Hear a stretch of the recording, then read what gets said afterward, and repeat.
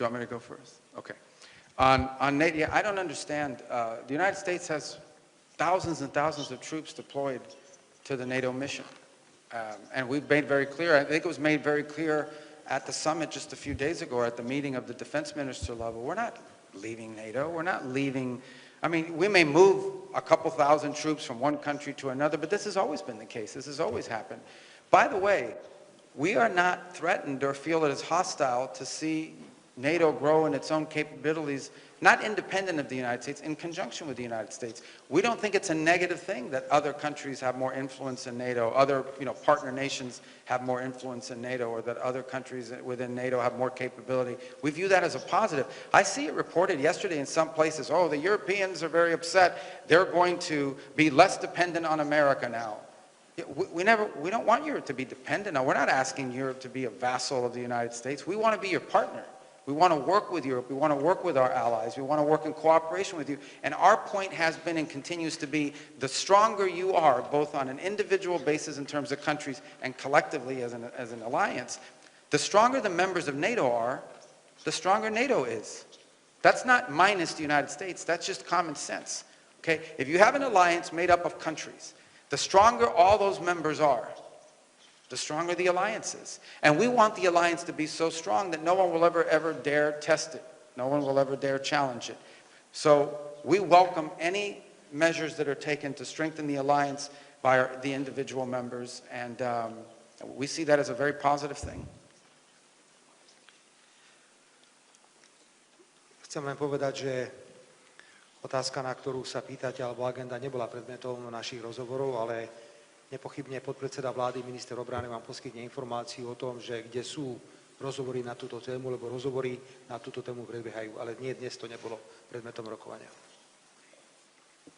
Ďakujem pekne. Poprosím druhú otázku, Washington Post. Thanks very much. Mr. Secretary, will the Trump administration consult and inform Congress in advance if it decides to attack Iran or remove the supreme leader? It's a question on the minds of many, given the major potential consequences of a new war in the Middle East. And also, 5 European countries issued a joint statement saying Alexei Navalny was most likely poisoned by a toxin found in South American frog. How come the United States didn't join the statement? Any response to it? Yeah, and then, Mr. Prime Minister, sorry to interrupt. Thank you for your hospitality. On Venezuela, you strongly opposed America's removal of Maduro by force, saying it demonstrates a deepening breakdown of the international order. Do you still feel that way, given where we're at now?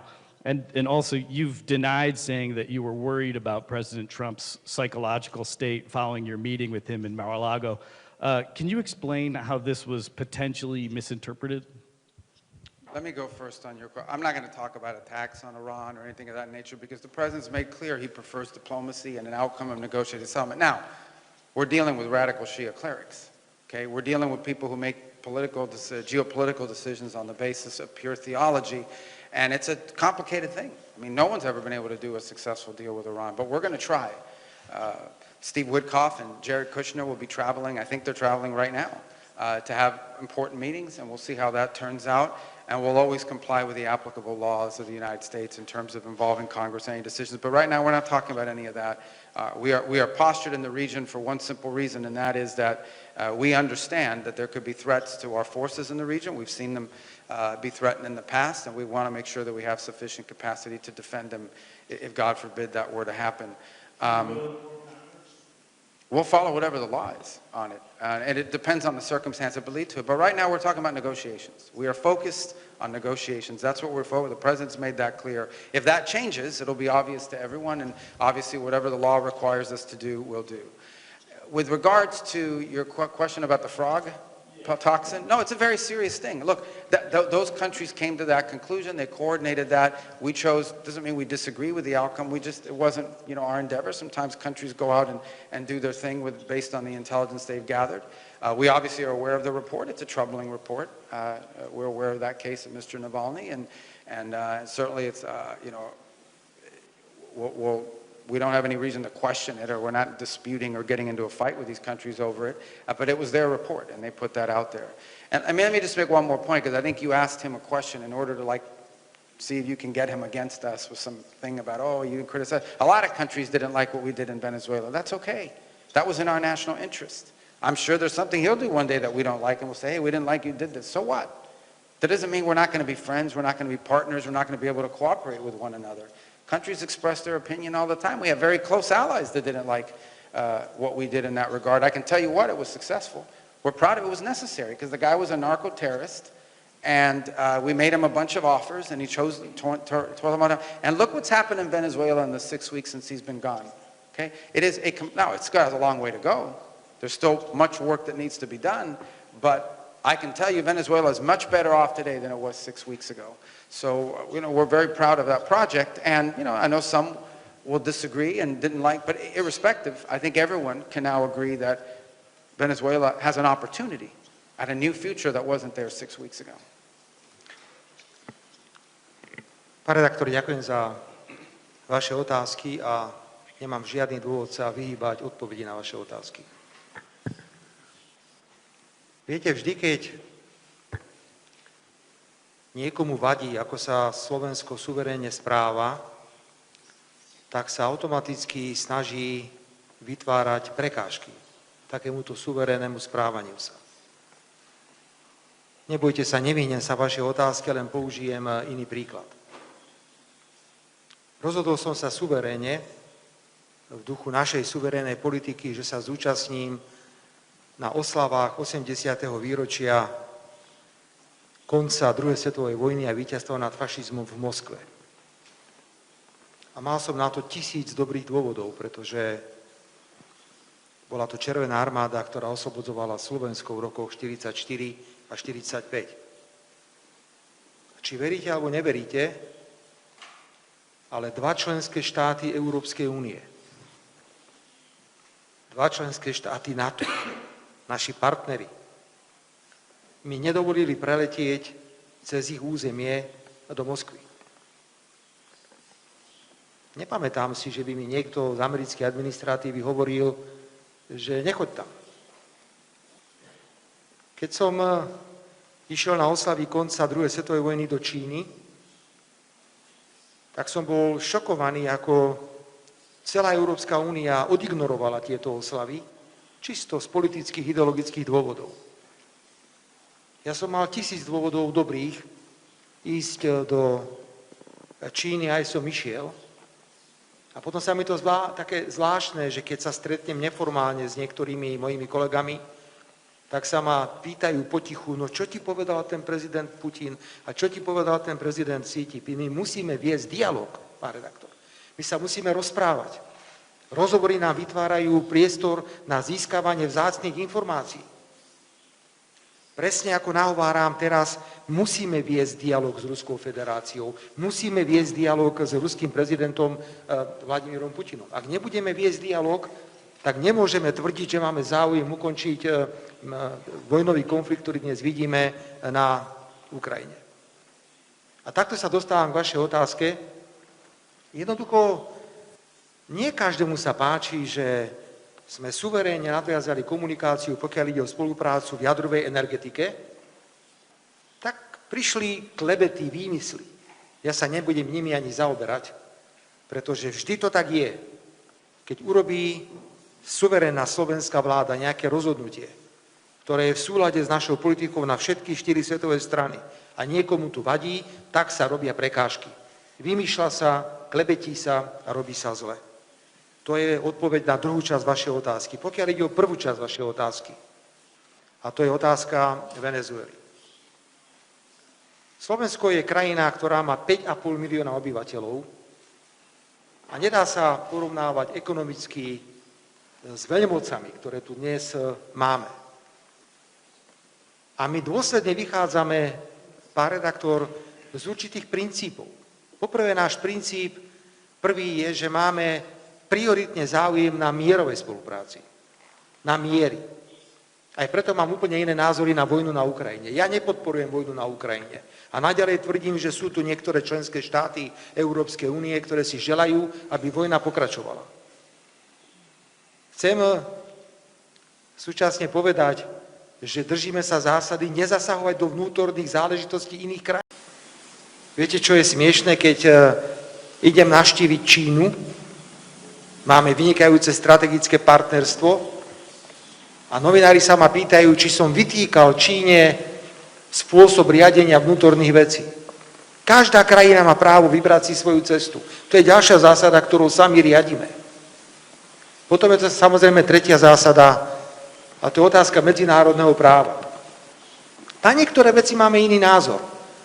Pokiaľ viem, tak Spojené štáty americké nie sú signatárom Medzinárodného trestného tribunálu. My sme. Možno aj na iné veci máme rozdielne názory, ale to sme predsa na úvod zadefinovali. Tam, kde máme rovnaké názory, tam nás to spája. Kde máme rozdielne názory, poďme sa o tom rozprávať, viesť negociáciu a dôjsť k nejakému záveru. Čiže všetky postoje, ktoré my formulujeme, vychádzajú z týchto princípov. To je napríklad dôvod, pán kolega, prečo my sme doteraz neuznali Kosovo. Lebo sme presvedčení, že Kosovo vzniklo v rozpore s medzinárodným právom. Ale nemali sme problém, tak ako sme povedali svoj názor na Venezuelu, povedať v prípade vojny na Ukrajine, že použitie vojenskej sily na Ukrajine je porušením medzinárodného práva. Ja nemám inú možnosť, len sa vyjadrovať na rovnaké situácie rovnakým spôsobom, ale ja absolútne oceňujem, pretože vidíme to po dlhom čase, zdravý rozum, pragmatizmus v zahraničnej politike. Toto tu chýbalo. A toto si myslím je ten najcennejší príspevok, ktorý priniesol americký prezident do zahraničnej a svetovej politiky. Zdravý rozum, pragmatizmus a nehľadiejte na záujmy iných. Každý si musí predovšetkým hľadiť na svoje vlastné záujmy, národnoštátne záujmy, ale za predpokladu, že to bude viesť k mierovému spolunažívaniu jednotlivých národov a štátov. Ďakujem pekne. Poprosím ďalšiu otázku. Televízia TA3. Dobrý deň, Robert Zorák, TA3. My first question is for Mr. Secretary. Mr. Secretary, yesterday in Munich you said, and you repeated it basically today here, that... Can you hold the mic up just a little bit? There Yeah, I'm sorry. You said yesterday in Munich and as well as today that it's very important for every alliance to have all of the members very strong, and you support it. At the same time, before your visit of Bratislava and Budapest, you said that this is kind of strengthening the ties with so-called cooperative allies. Who are the non-cooperative allies from your point of view? And isn't this kind of creation of a two-tier EU or the policy of carrot and stick? Moja druhá otázka je pre pána premiéra. Včera pán minister Rubio povedal tiež, že podľa Washingtonu Rusko nemá veľmi záujem na ukončení vojny. Vy sám rád opakujete, že máte iný názor na vojnu na Ukrajine, než je všeobecne v Európe. Ako ste si vyjasnili túto otázku v rozhovore s pánom ministrom? Yeah. I think I followed your question. Let me just briefly say, I don't know about look, I'm not going to use this press conference to attack this member of NATO or that member of NATO in terms of what they're doing or not doing with regards to the alliance. I was giving a speech about our relationship, the transatlantic alliances, they call it, which on the military front is largely built on NATO, and on the commercial and economic front is built through the European Union, and obviously to non-members of the European Union then through bilateral agreements with them. And the core point of my speech yesterday remains that our relationship to Europe as a continent, the transatlantic relationship, is not just a military alliance. It is not just a commercial alliance or a trade alliance. If it was just built on commerce and military, then this is very transactional. And it's only going to be an alliance as long as it's mutually beneficial in that regard. The point of my argument yesterday was that our transatlantic alliance, as it's been called, is built on something even more important and more enduring, and that is the ties we have as people, cultural ties, historical ties, religious ties, direct descendants in many cases, our language, etc., shared experience. And that's the point of it. And as far as, if you want to talk about NATO specific, yeah, I mean, I don't think this is a mystery. This has been something the President's talked about since his first administration as 45th President of the United States, and that is that he wants NATO to be stronger. And in order for NATO to be stronger, the member states have to be stronger. But that's the point. I think we're headed in a good path in that regard. I think we've seen a tremendous amount of progress. And we'll continue to see progress in that direction, I hope, because it makes the alliance stronger. And asking member states of NATO to be stronger is not a threat to say, well, if you're not stronger, then we're going to, it's to point out to everybody that it is a stronger alliance. We are collectively stronger when we are individually stronger on what our capabilities we bring. And every nation has a unique situation. Every nation that's a member of the coalition of NATO has, in some cases, some strategic advantages, special things that they can bring to the table that perhaps another member state cannot. That has to be taken into account as well. Ďakujem za otázku, pán kolega. Mám veľkú výhodu, pretože ja nemusím rozmýšľať, čo poviem, akú odpoveď, lebo poviem to isté, čo hovorím stále od samého začiatku. A určite by to mohol potvrdiť aj pán minister zahraničnej veci, čo som dnes povedal. Európska únia alebo niektoré členské štáty únie sú v pasci. A tá pasca je v tom, že čelíme bezprecedentnej kríze Európskej únie, pokiaľ ide o konkurencieschopnosť. Naozaj máme problém. Európska únia je ekonomicky v hlbokej kríze a pokiaľ si nepovieme, že sme prijali nezmyselné ideologické klimatické ciele, tak sa z tejto krízy nikdy nedostaneme. A v tejto situácii, pán kolega, je veľmi ťažké niektorým členským štátom povedať, urobili sme chybu pri vojne na Ukrajine. Veď stratégia bola veľmi jasná. Už v apríli, 3 mesiace po začiatku vojny, na stole v Istanbule bol pripravený dohovor, ktorý mohol vojnu ukončiť. A prišli niektorí západní politici, predovšetkým z Európy, ktorí povedali, nesmiete to urobiť. Lebo si mysleli, že cez túto stratégiu vojny, podporovania Ukrajiny, sankcií, pôžičiek sa ekonomicky a politicky Rusko oslabí. Dnes všetci vieme, že táto stratégia nefunguje. Ale krajiny, ktoré túto stratégiu podporovali od samého začiatku, nemajú odvahu sa priznať a povedať, stačilo. Pán redaktor, hovorili sme o číslach, že koľko je reálne obetí tejto vojny. Tie čísla sa rôznia, sú také a sú aj onaké. Fakt je ten, zoberte si pero a papier a napíšte si to a keď sa tu na konci tohto roka stretneme, tak vás budem s tým konfrontovať. Európska únia poskytuje teraz pôžičku 90 miliárd eur pre Ukrajinu. Z toho, prosím, opravte ma, je 60 miliárd na zbrane a 30 miliárd má ísť na fungovanie Ukrajiny ako také. Ja som hrdý, že som na Európskej rade odmietol účasť na tejto vojenskej pôžičke. Viete, čo sa stane? V decembri budeme všetci rátať ďalšie 100 000 mŕtvych na strane ruskej a na strane ukrajinskej. A jediným výsledkom bude, že Rusko bude hlbšie v území Ukrajiny. O čom je celá táto stratégia? Čiže ja nemením názor, som presvedčený, že vojna je nezmyselná, že konflikt na Ukrajine nemá vojenské riešenie. Nemá vojenské riešenie. Ak sa v tomto konflikte bude pokračovať bez záujmu sa rozprávať, tak výsledkom budú iba 100 000 mŕtvych ľudí a silnejšie postavenie Ruskej federácie. Pán kolega, 20. sankčný balík sa pripravuje teraz. Koľko tých sankčných balíkov má byť, aby sa zastavil postup ruskej armády? Má byť 100? 150? Ja sa domnievam, že tak, ako sme vymysleli 20 sankčných balíkov, sme mali vymyslieť v Európskej únii 20 mierových iniciatív. Európska únia mala vynaložiť celé úsilie, celú energiu. Je nás skoro 500 miliónov. Ešte stále sme ekonomicky celkom silní, hoci máme krízu. A mali sme presviečať bojujúce strany, aj Rusko a Ukrajinsku. Stopnite to, zastavte to. Poďme nájsť riešenie, ktoré bude pre obidve strany priateľné. Takže nič nové som nepovedal, opakujem od samého začiatku môj postoj, ktorý je iný.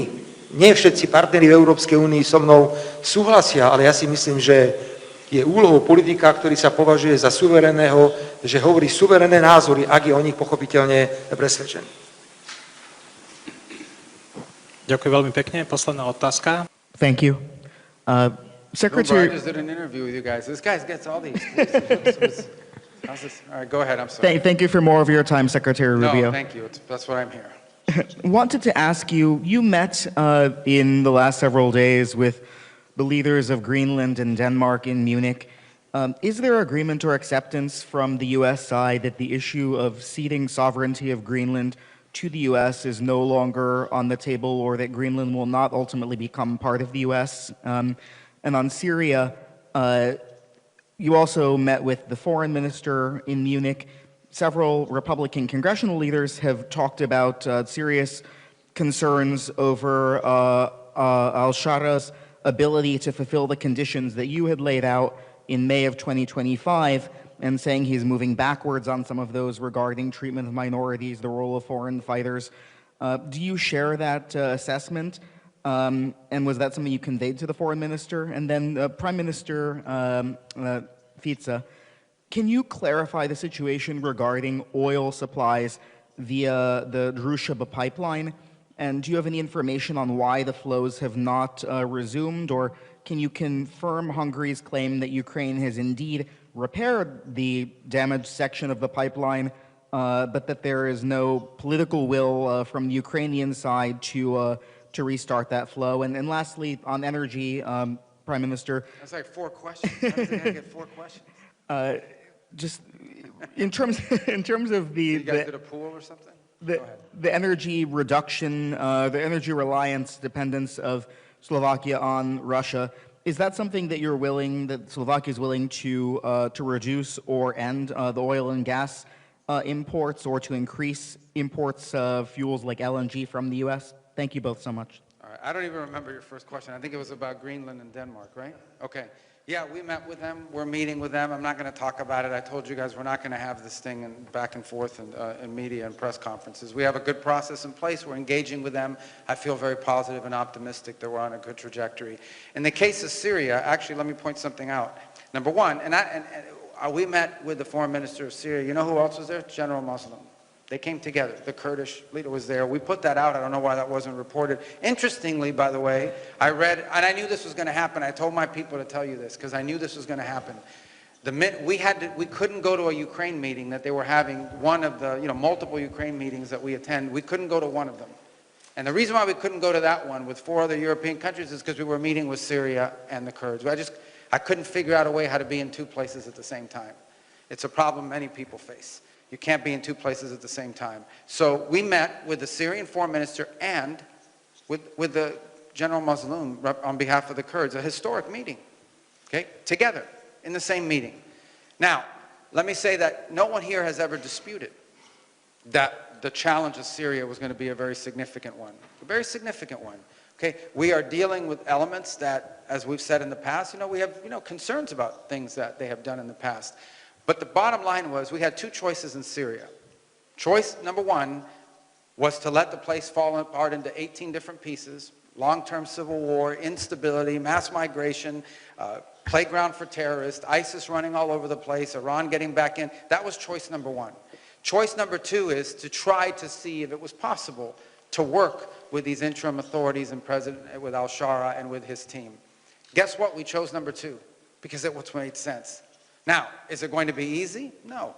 Is it going to be difficult? Absolutely. Is it going to have ups and downs and good days and bad days? No doubt about it. Here's the fact, okay? And I'm not saying that this tells you that we should claim victory and start a parade, but here's the fact.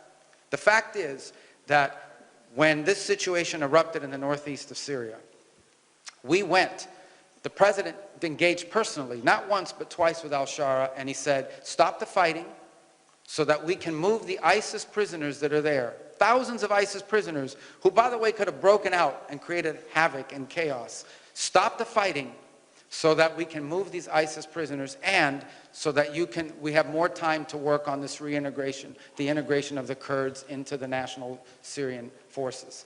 And al-Shara did it. Now, he's kept his word up to this point. Obviously, he has to keep doing that. But that's what we've been able to achieve. We've been able to at least get him to agree to do that, and that's been important because we've been able to move those prisoners into Iraq and out of harm's way so that we don't have a massive jailbreak and 4,000 or 5,000 ISIS killers running crazy all over the place and threatening us in the future. And it's given us time to work on this integration agreement, which they have agreed to between the Kurds and the Syrian authorities in Damascus. Now, you have to implement that agreement. That's not going to be easy.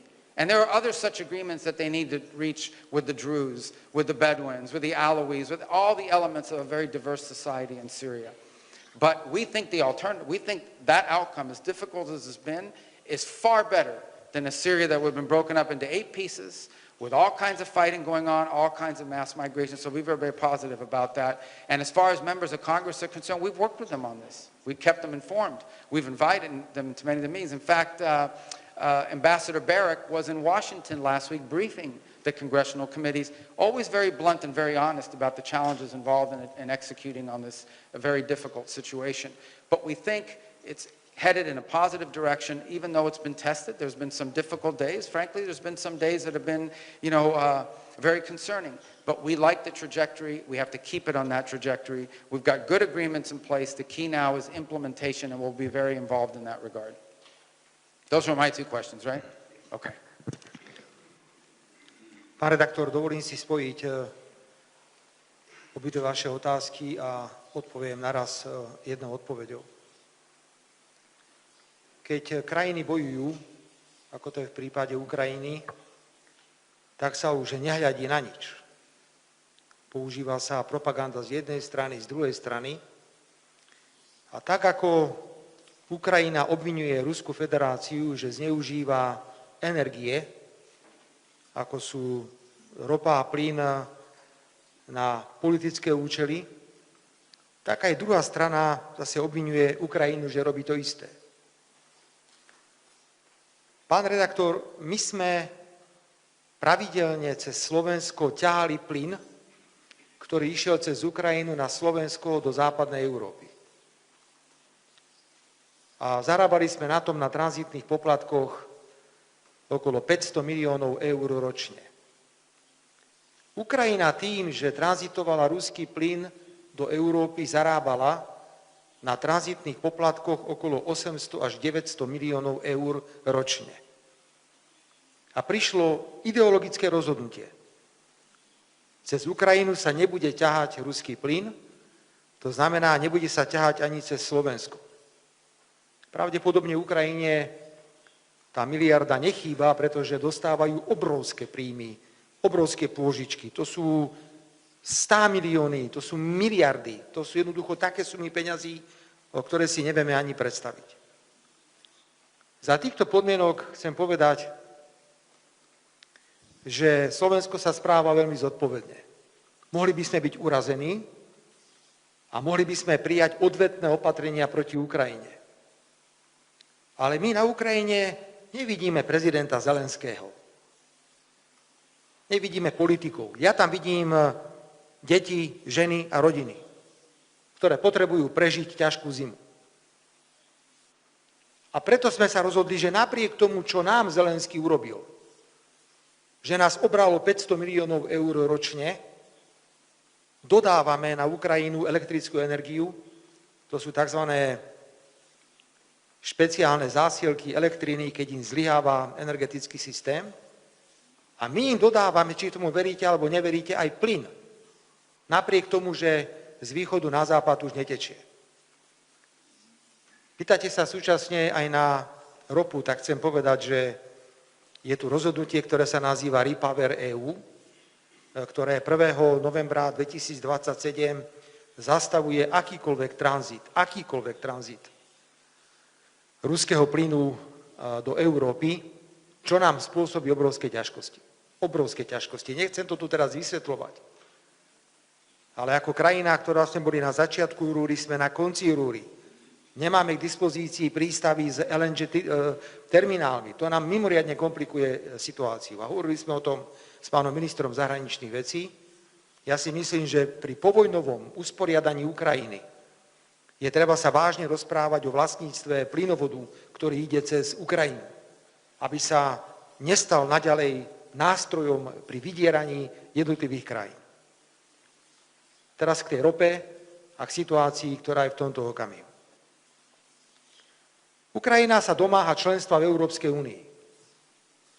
Sú tu krajiny, ktoré nehovoria pravdu Ukrajine,